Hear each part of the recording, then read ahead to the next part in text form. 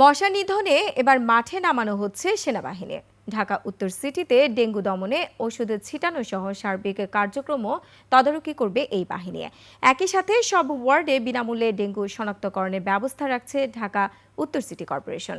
আদিত্য মামুনের রিপোর্টে থাকছে বিস্তারিত। বর্ষায় ডেঙ্গুর প্রাদুর্ভাবের আশঙ্কায় আগেভাগেই তৎপর ঢাকা উত্তর সিটি কর্পোরেশন। মশা নিধনে করণীয় ঠিক করতে নগর ভবনে তাই এই জরুরি বৈঠক। কেন্দ্রীয়ভাবে আমরা যে সিদ্ধান্তগুলো নেই, আসন্ন বর্ষায় বাড়তে পারে মশার উপদ্রব। সরকারি বেসরকারি হাসপাতালগুলোতে বাধ্যতামূলক বিশেষায়িত ডেঙ্গু ইউনিট রাখার নির্দেশনাও দেওয়া হয়েছে। কর্পোরেশনের উদ্যোগে ঢাকা উত্তরের 54টি ওয়ার্ডে বিনামূল্যে ডেঙ্গু পরীক্ষা করার ব্যবস্থার কথা জানান প্রশাসক। প্রিপেয়ারনেসের জায়গা, ট্রিটমেন্টের জায়গা থেকে হসপিটালগুলো আমরা রেডি থাকবো সবসময়। প্রতিটি হসপিটালে একটা ডেডিকেটেড ডেঙ্গু ইউনিট আমরা করাতে চাই। ডেঙ্গু টেস্টটা আমরা ফ্রি সিটি কর্পোরেশন থেকে ওয়ার্ড ভিত্তিক করাই, কোনো টাকা লাগে না।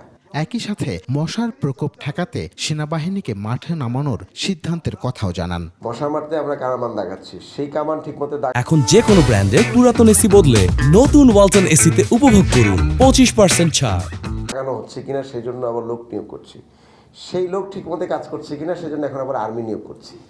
So it's really irony, because দুর্নীতি রন্ধ্রে রন্ধ্রে চলে গিয়েছে। যে থার্ড পার্টি দিয়ে আমরা মশার ওষুধগুলো ছিটাতাম, আমরা সিদ্ধান্ত নিয়েছি তাদেরকে দিয়ে আর এই কাজটি করাবো না। আমরা এবার আর্মিদেরকে দিয়ে, বিএমটিএফকে দিয়ে আমরা এই কাজটি করাবো।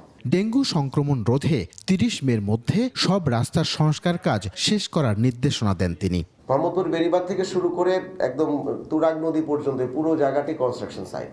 মিরপুরের এক্সটেনশন জায়গাগুলোতে কনস্ট্রাকশন সাইট অনেক বেশি। আমরা অলরেডি ঘোষণা করেছি মে মাসের 30 তারিখের মধ্যে ইভেন চিপা চাপারও যত রিপেয়ারের কাজ আছে সেটা আমরা শেষ করে ফেলব। নাগরিক সচেতনতা বাড়াতে এবং স্বাস্থ্য সুরক্ষা নিশ্চিতে নিয়মিত মোবাইল কোর্ট পরিচালনা করা হবে বলেও জানানো হয়। স্বাস্থ্য নিরাপত্তা বড় নিরাপত্তা। আদিত্য মামুন, 21 টেলিভিশন, ঢাকা। যেটা নতুন করে